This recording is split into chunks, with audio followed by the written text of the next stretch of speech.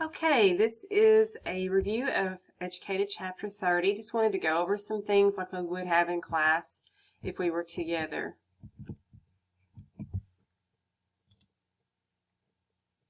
Okay, so when we get to Chapter 30, we find Tara. She is now at Cambridge. She's back at Cambridge. This time she is in graduate school, so she's actually going to live there full term.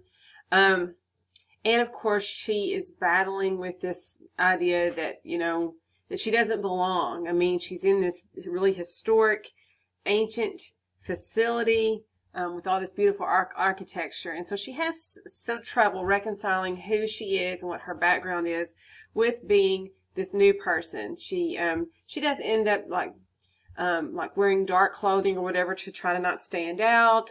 She also mentions the accents that hers certainly does stand out, among others. And so she's trying to be as inconspicuous as possible, trying to blend in a little bit.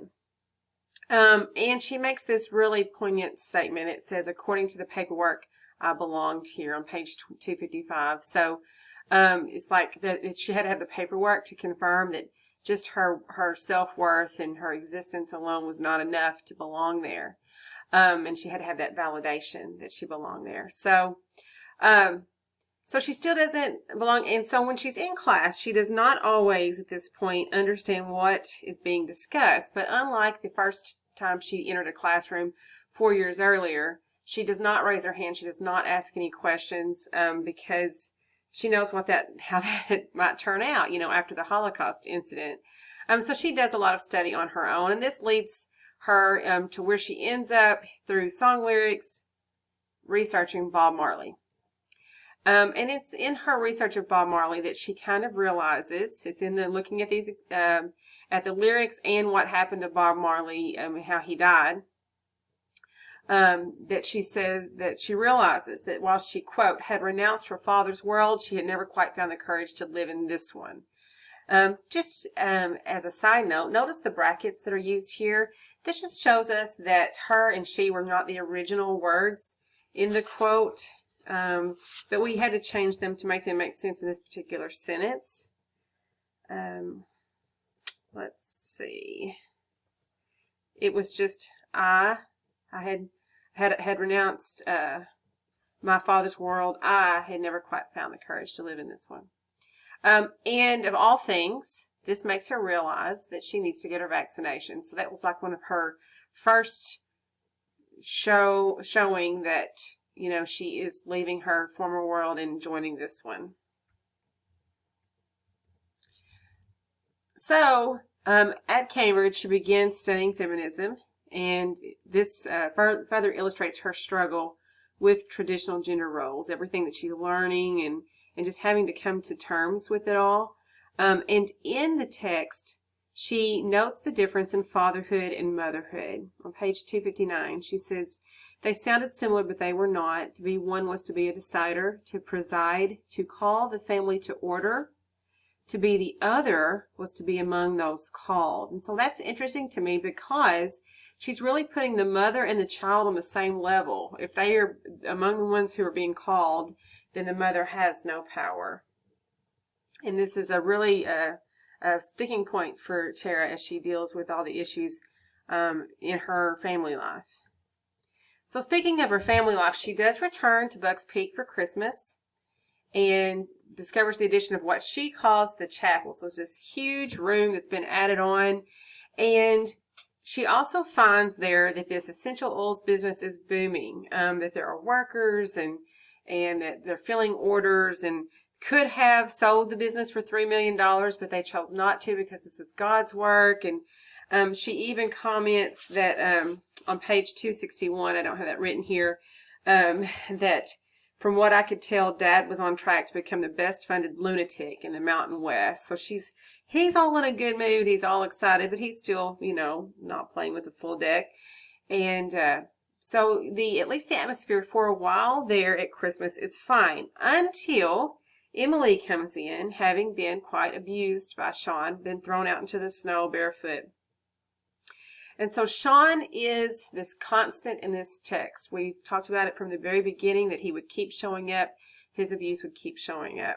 That the ultimate problems with why she is not with her family anymore have to do with Sean. So this is just one of those key stories in this whole narrative, this issue here with Emily and Sean. It's really to be noted. I want you to look at the bottom of 263. The very bottom of 263. A couple of lines above that last paragraph break. Let's look at that together.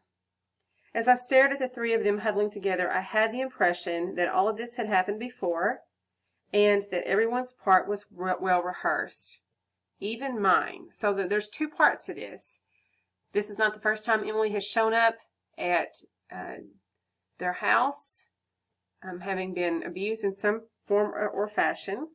But then she is noting her role that's about to happen in this. And I don't think she's happy with herself necessarily.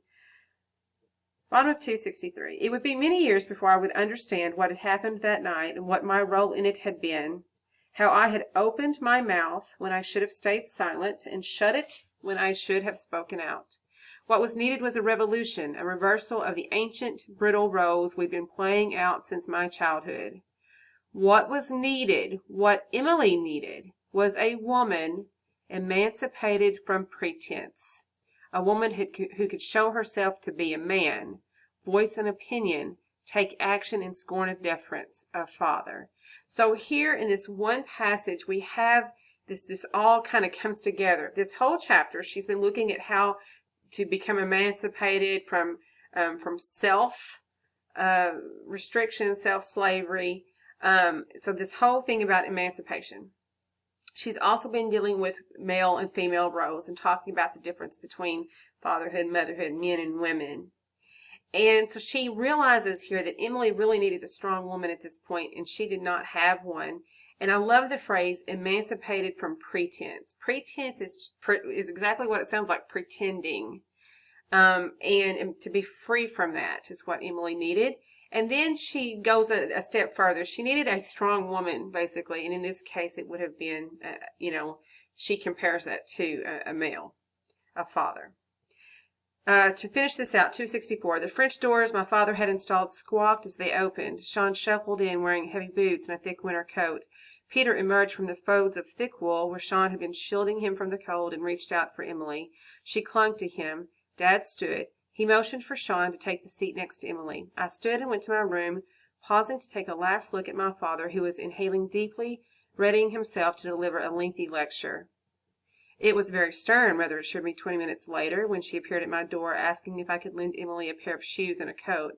I fetched them and watched from the kitchen as she disappeared, tucked under my brother's arm. So she leaves us with that image of Emily tucked under Sean's arm, and that can make you think of all kinds of different things. It does have a message that it's sending.